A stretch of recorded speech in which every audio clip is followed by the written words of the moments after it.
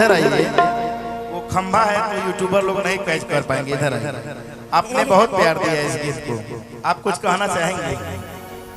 मंच पर अगर हम कोनो कोना पे हम ही का कोनो कलाकार रही यूट्यूबर के कैमरा हो जाता पहुंच का भाई थोड़ा सा इधर आ जाइए। खंभा आपने हमारे हर गीत को रील बना करके प्यार दिया और आपका पसंदीदा गीत है मुस्कुरा देने वाली, मेरा गाया हुआ जो काफी बार कि आज हम के मुआ दिल बाड़ी।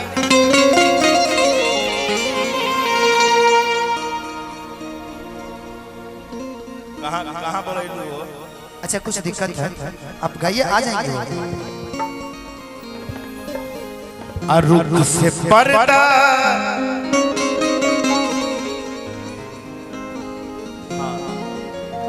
हटा दे बाड़ी। थोड़ा सा इधर आज अच्छा कटी दिन बुझाता। जैसे आप मुस्कुराते हैं तो आप ही के ऊपर ये गाना सेट करता है। हालांकि आज हेमा दीदी को ढेर सारा बधाई। ये परिवार हमेशा खुशहाल रहे। मैं माँ विंध्यवासिनी और बाबा विश्वनाथ से यही विनती करता हूँ कि ये परिवार सविता हो तू आज तू तो अच्छा लगे। आवा निशा हो तू आज तू तो अब 3 लड़की बाड़ी तो तुहार कोनो काम नहीं किया। अच्छा ठीक।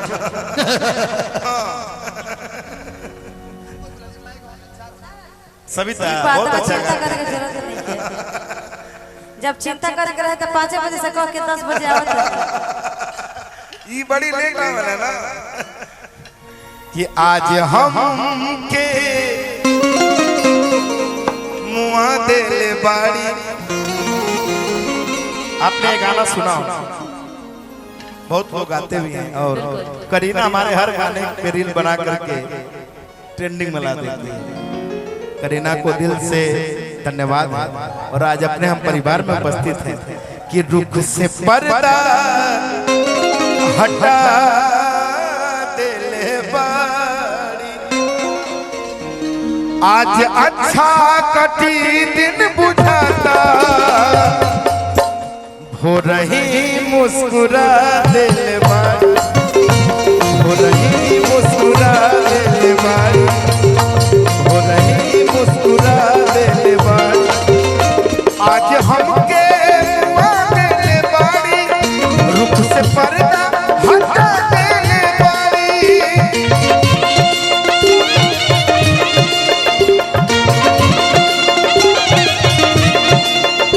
आज हमके मुआ दिल बाड़ी, रुख से पर्दा हटा दिल बाड़ी।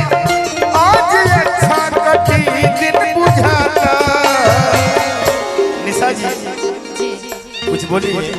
हो रही मुस्कुरा दिल बाड़ी, हो रही मुस्कुरा दिल बाड़ी, हो रही मुस्कुरा दिल बाड़ी, हो रही मुस्कुरा दिल बाड़ी। देखा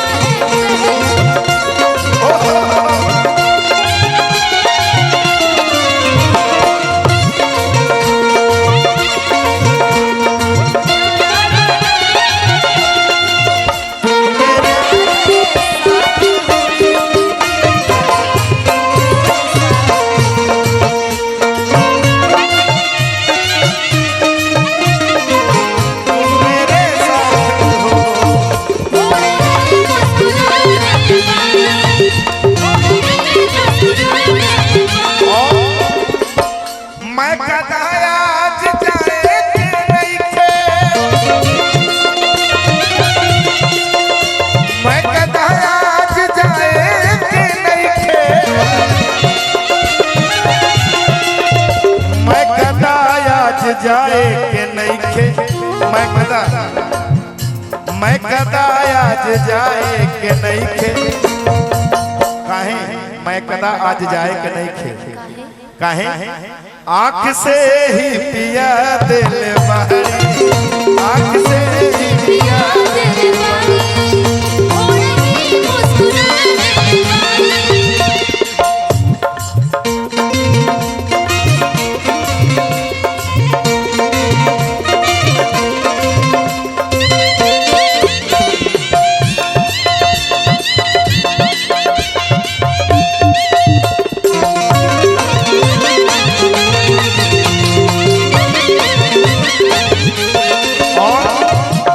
जी जैसे कहने का मतलब कि तमाम जैसे करीना जी हैं, सविता जी हैं, हेमा दीदी हैं, पूरा लोग गीत गावे,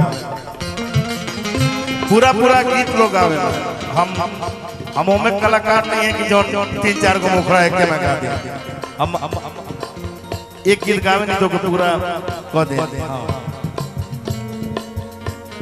अच्छा वो यूट्यूबर हमारे उजाला एंटरटेनमेंट के उनका फेवरेट गीत है, मैं गाया हूँ कि जानी का जारा लगाओ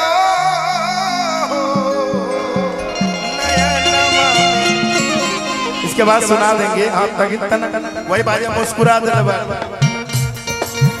लब सियल बात लब से और इसी सिवान की धरती से बहुत बड़े साहित्यकार मनोज भाव जी बहुत अच्छे कवि हैं, साहित्यकार हैं, उनका लिखा एक गीत है लब सियल बात लब से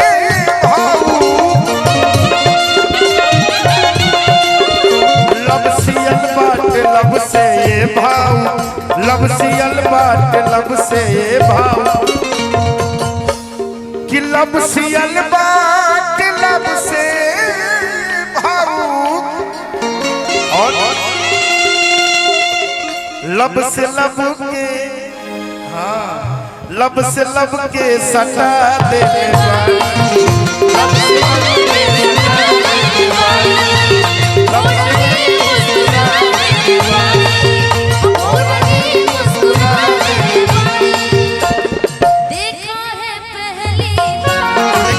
लेकिन हम इधर आइए, लेकिन हम गाते हैं देखा है पहली बार उखिया में ढूंढल सिया सर पे दो बाल हम टकला है। हाँ हम है ना वरना तमसा करीना का स्किल लूट गई नहीं यारी में। करीना का स्किल लीजिए, करीना का D sharp D sharp D sharp